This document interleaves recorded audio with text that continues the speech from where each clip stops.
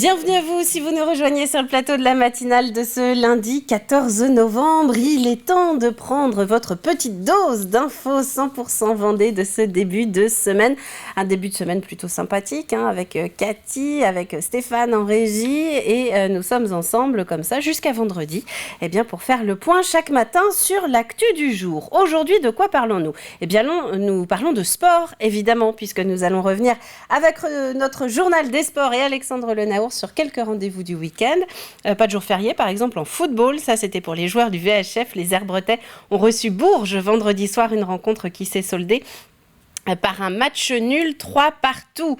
Dans le journal, nous revenons ce matin sur les commémorations du 11 novembre, exemple à Saint-Hilaire-la-Forêt, où des passionnés d'histoire ont organisé 4 jours d'exposition et de conférences pour tous les âges. Leur volonté, c'était de perpétuer la mémoire des poilus. Et donc, je vous le disais tout à l'heure, dans un quart d'heure, nous allons avoir Alexandre Lenaour en plateau pour notre journal des sports traditionnels du début de semaine. Avant tout cela, un petit mot de météo. J'espère que vous avez profité du week-end car ce matin, des pluies sont annoncées sur l'est de la Vendée. En fait, elles ont arrosé l'ouest en fin de nuit et tout début de journée. On a du vent également, plutôt pour le littoral. On en reparlera à la fin du journal. Cet après-midi, le ciel reste voilé sur la côte, voilé mais sec. Des averses localisées sont toujours annoncées pour toute la moitié est de la Vendée. Le vent sera soutenu en début d'après-midi pour cette moitié est avant de mollir. Côté marée, nous arrivons dans les plus petits coefficients de ce milieu de mois. Ils seront au plus bas jeudi. La prochaine basse mer, elle est en tout début d'après-midi. L'ensemble des rendez-vous sont détaillés à l'écran. Pour nos marchés, 4 rendez-vous comme chaque lundi avec 2 exemples ce matin. Je vous propose de partir dans le sud Vendée pour commencer du côté de Benay avec un marché extérieur, place du Champ de Foire, marché alimentaire et vestimentaire. Et puis toujours dans le sud du département mais à l'exact opposé, c'est-à-dire sur le littoral, direction Jars-sur-Mer. Rendez-vous place des Ormeaux jusqu'en milieu de journée. Sainte-Sidoine aujourd'hui pour l'éphéméride. Bonne fête aussi au Loris, au Sidonie ou encore au Lenzo. Le soleil se couchera ce soir à 17h33. On passe au journal.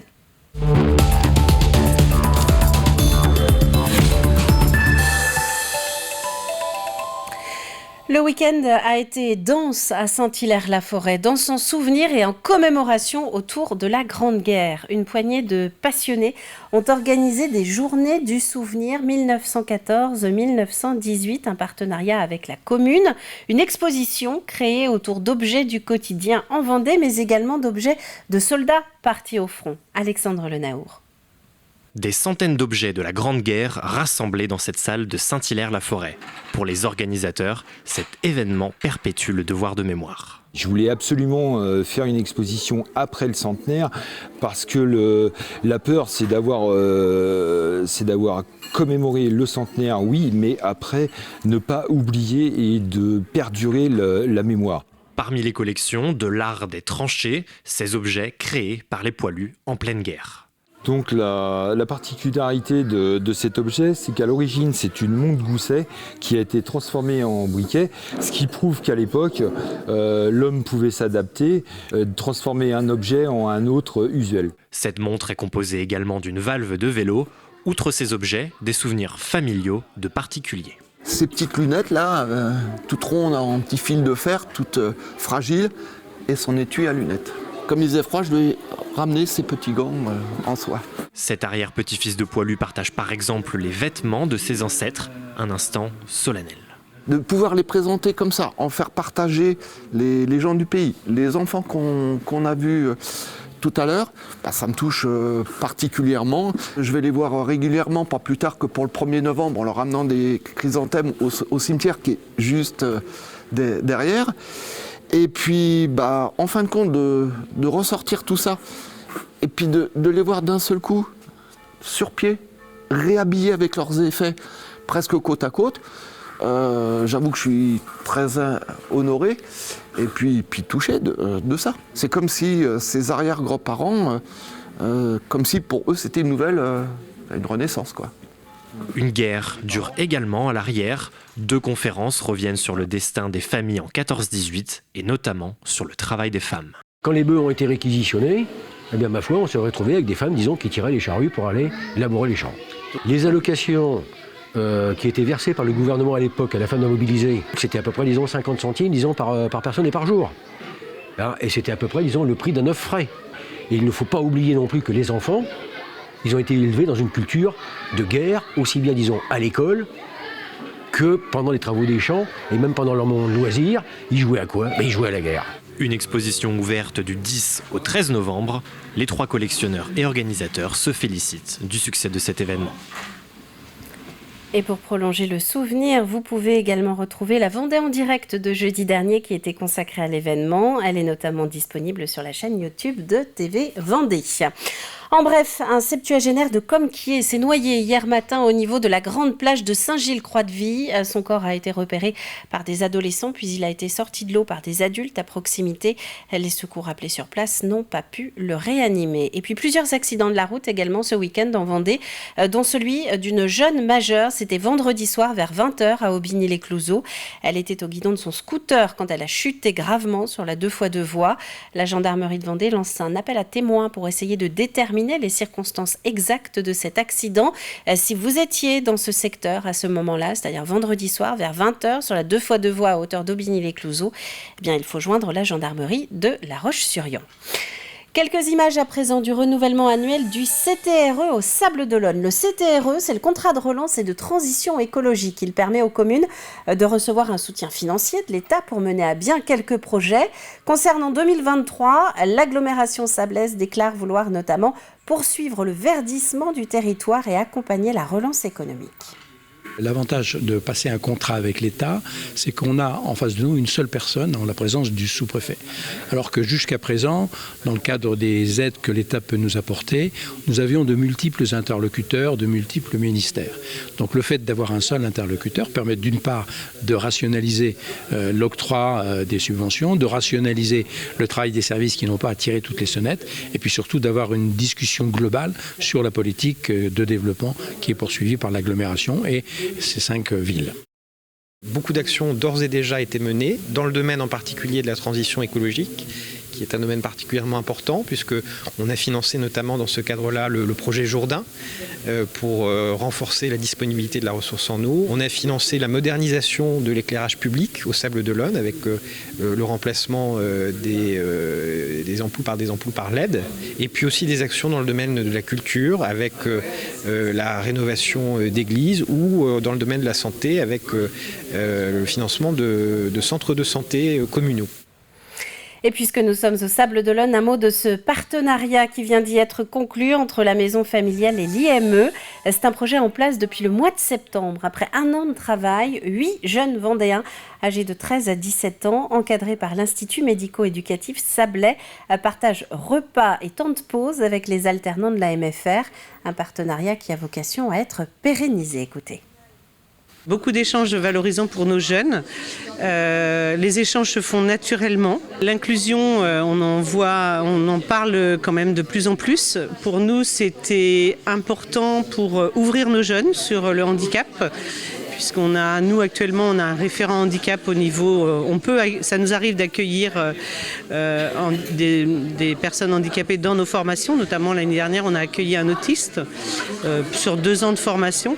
Donc nous, quand ça nous a été proposé, ça nous semblait une évidence en fait. Voilà. Et le lien s'est très bien fait avec l'IME d'Olonne. Toile après toile, le musée municipal provisoire de La Roche-sur-Yon prend forme. Il doit ouvrir dans quelques mois dans les locaux d'une ancienne école publique de la ville. Une solution temporaire en attendant la fin des travaux du nouveau musée, dont l'ouverture est-elle annoncée en 2028 en lieu et place de l'ancien conservatoire. D'ici là, donc, le parcours mettant en valeur les collections lyonnaises autour de la thématique de la vie des artistes académiques du 19e siècle est quasiment terminé. Alexandre Debray. L'idée, c'est que le public, en regardant l'œuvre, se dise, voilà, c'est droit. Et des fois, le niveau va dire que c'est pas droit, mais à l'œil dira que c'est droit, donc c'est vraiment important. Un minutieux travail débute pour la société Sensio. Leur mission, accrocher les œuvres du futur musée Malraux rue de Gaulle. Un ouvrage méticuleux, chaque œuvre est unique. Les attelles, différents types de vis, voilà, pour faire face aux imprévus, parce qu'il y a la partie qu'on prévoit et dans notre métier, on peut anticiper au maximum, il y a toujours une dose d'imprévu. Ne serait-ce qu'un changement de dernière minute où, pour la présentation, le conservateur décide que finalement, en voyant les œuvres accrochées, finalement, celle-là, c'est mieux qu'elle aille dans une autre salle, et l'autre salle, finalement, c'est pas forcément le même mur, et donc il y a toujours une partie d'imprévu où les équipes doivent improviser. Depuis la fermeture de l'ancien musée municipal, les œuvres étaient en dépôt ou en prêt ailleurs, comme cette toile de Gaston Latouche. Après un détour par la Galerie nationale d'Écosse, le Danemark et d'autres endroits, les Flox sont enfin de retour en Vendée. Tout au long du mois d'octobre, on a récupéré des œuvres, on les a retrouvées, regardées. Voilà. Donc effectivement, c'est un moment enthousiasmant. Et de commencer l'accrochage aussi, c'est l'aboutissement après tout le chantier, après toute la réflexion. C'est pour nous le moment de voir tout ce qui fonctionne dans le parcours. Au total, l'ancienne école Malraux accueillera 450 mètres carrés d'exposition et près d'une centaine d'œuvres. Si de nombreuses peintures sont encore au sol, l'espace culturel prend forme et les salles thématiques avec. Je vais donc vous présenter la galerie qui sera consacrée à la présentation de portraits.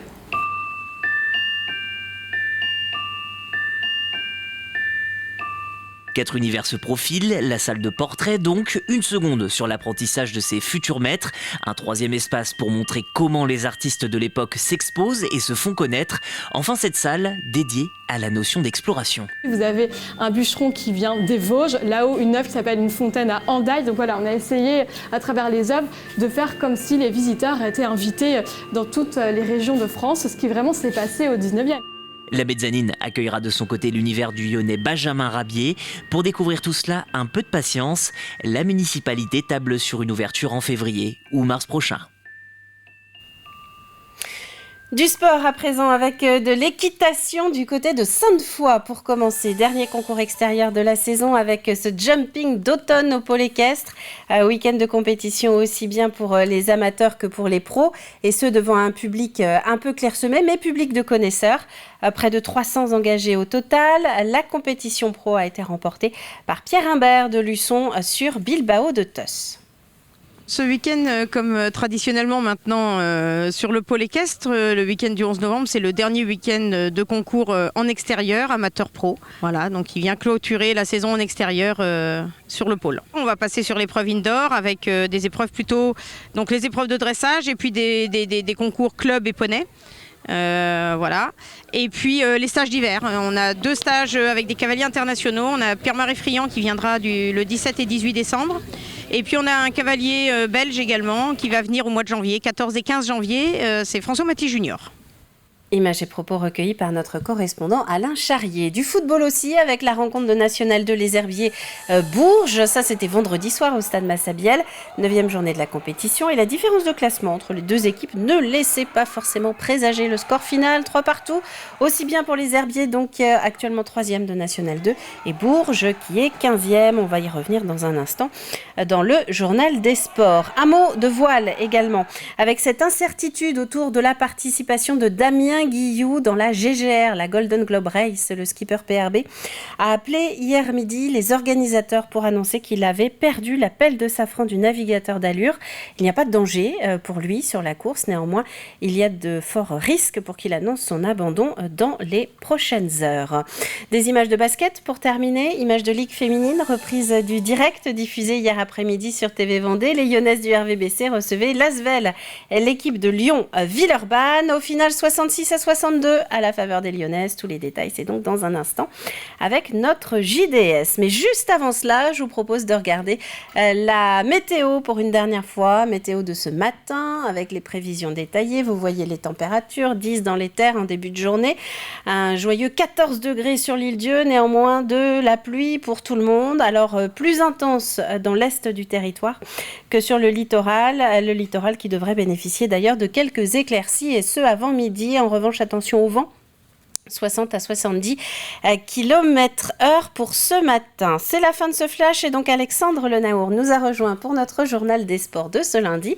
C'est le moment de faire le tour de l'actu des terrains.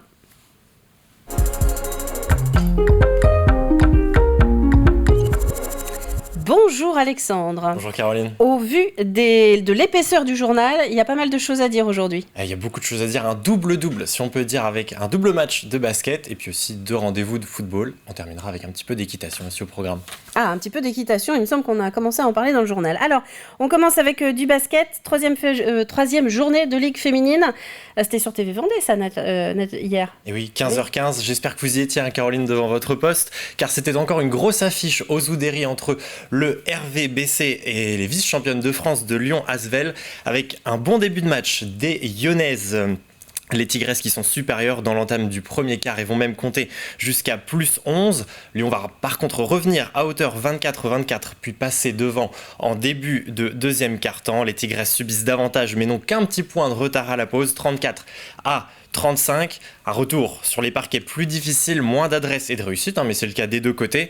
Au début du dernier quart-temps, coup dur pour les Lyonnaises, on va le voir, qui vont perdre sur blessure Kalina Mosqueda-Lewis, l'ailière touchée à la cheville. Les Tigresses sont distancées, mais seulement 2 points d'écart à combler à moins d'1 minute du terme. Mais Lyon va maîtriser le money time, revers du RVBC 62-66. Je vous propose d'entendre le coach Manu Baudy en après-match. Il répondait aux questions d'Aurélien Huard. C'est pas un match dantesque et un match vraiment qui restera dans les annales parce qu'il y a eu énormément de maladresse. Pour battre Lyon, il aurait fallu qu'on ait un petit peu plus d'adresse ce soir. Mais ça se joue à rien et voilà. Et on voit que l'équipe s'est accrochée, s'est battue et ça c'est essentiel. Et après la claque, ça fait du bien d'avoir un match accroché comme ça. Tu vois que l'équipe s'est battue, elle a donné. Donc voilà, on n'est pas récompensé. Sincèrement, Lyon mérite son match parce que quand même ils sont devant sur l'ensemble du match. Mais voilà, si le match avait pu basculer pour nous, ça nous aurait fait du bien. Et basket toujours, mais avec chez les hommes maintenant, National 3 masculine, 9e journée, Saint-Georges-de-Montaigu qui recevait des Bretons. Un duel au sommet dans cette poule E, effectivement, leader et encore invaincu, Saint-Georges-Montaigu recevait son dauphin Brest. C'était samedi soir, mais avant le match, le moment était au recueillement. Le Saint-Georges-Montaigu Vendée Basket a rendu hommage à Thomas Ciré, joueur et coach au club décédé il y a quelques jours à 19 ans. Vive émotion donc au moment d'entamer ce match, mais les Vendéens en jaune ont mené tout au long de la partie. Pourtant, l'opposition était au rendez-vous avec un Brest bien emmené, avec Baptiste Auger, auteur de 30 points tout de même samedi soir. Les locaux sont devant à la pause, 42-49, les Finistériens vont revenir un peu plus près à 8 longueurs, 58-50, mais finalement les Georgeois ne lèvent pas le pied et s'imposent, victoire 84-67, 9e victoire en 9 matchs. L'entraîneur Paul Ravon au micro d'Alain Charrier, on l'écoute.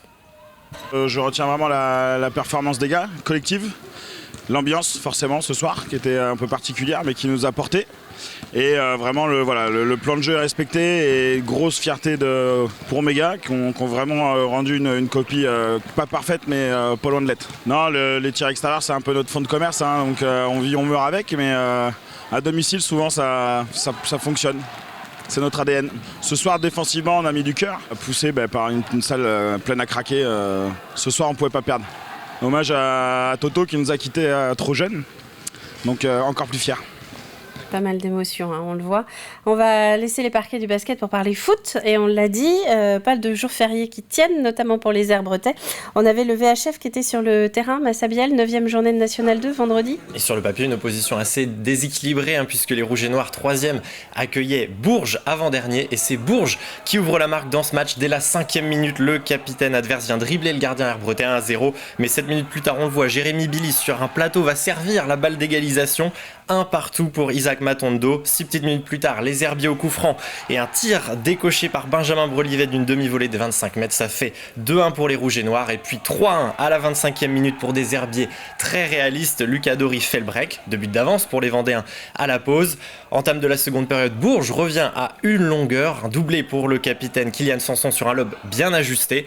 Et puis à la 65e, Bourges recolle à la suite d'une légère incompréhension dans les 6 mètres. 3 buts partout. Bourges terminera à 10, mais ça n'y changera rien. Les Herbiers partagent les points. L'entraîneur des Rouges et Noirs, Laurent David, était au micro de Thibaut Grasset. C'est plutôt une première mi-temps correcte, même si défensivement déjà on était en difficulté.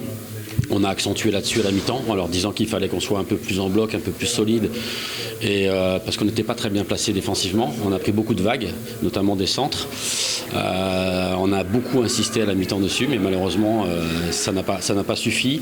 Bourges est une bonne équipe, elle a eu un début de championnat difficile, mais elle a fait un excellent championnat l'année dernière.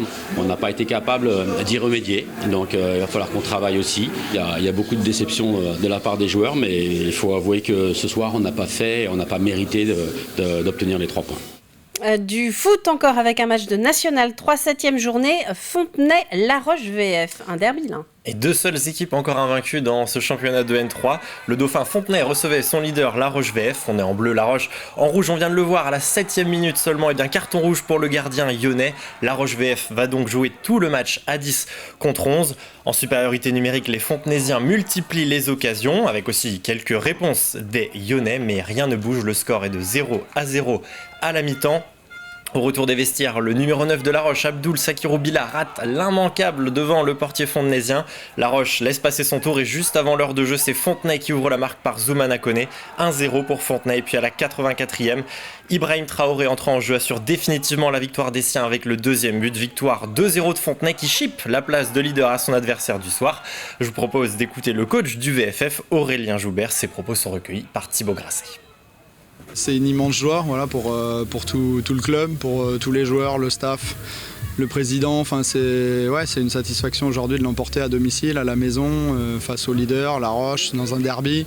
Tous les ingrédients ont été mis. On a eu forcément le scénario un peu idéal dans le sens où ils se sont retrouvés rapidement à 10. Mais on est resté nous-mêmes. On a su faire notre jeu comme on sait faire, être bien solide et puis essayer de contrer un maximum leurs individualités. Ne pas leur laisser trop d'espace, même s'ils savent bien dézoner et utiliser le jeu entre deux. Et nous, on a fait front, on a été hyper concentrés, on est top, on a fait le match parfait, j'ai envie de dire.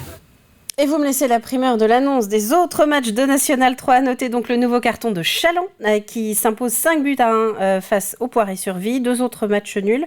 Pouzauges, c'était sur le terrain de Beaucouzé. La Roche ESO face à la réserve du stade Lavallois. 0-0 dans ces 2 rencontres. On oublie le ballon rond. On va parler équitation maintenant avec le jumping d'automne, Alexandre. Et oui, pour terminer, quelques images dans ce journal des sports. Dès vendredi soir, c'était le jumping d'automne, un événement organisé par le Centre équestre vendéen de Sainte-Foy sur tout le week-end avec 270 engagés tout de même, mêlant amateurs et professionnels, des épreuves de saut au programme avec aussi un relais à l'américaine. Et à l'issue du Grand Prix 135, c'est-à-dire le saut d'obstacle à 1m35, c'est Pierre Imbert qui s'impose. Il remporte donc cette dernière épreuve du jumping, épreuve qui avait lieu hier après-midi. Un relais à l'américaine, j'aurais appris quelque chose. Merci Alexandre, c'est tout donc pour le JDS de ce lundi matin. Ce soir 85 chrono évidemment, mais si vous êtes habitués, vous le savez, 18h45. Pour la suite de l'actualité, Aurélien Huard reçoit justement le VHF, on en a parlé tout à l'heure, l'équipe de football des Herbiers qui sera donc sur le plateau d'Aurélien avec tous les autres rendez-vous du week-end évidemment. Merci à vous. Merci Caroline. Sur le temps qu'il nous reste, je vous propose de repartir à la redécouverte de la nouvelle question de la semaine, le jeu de la matinale.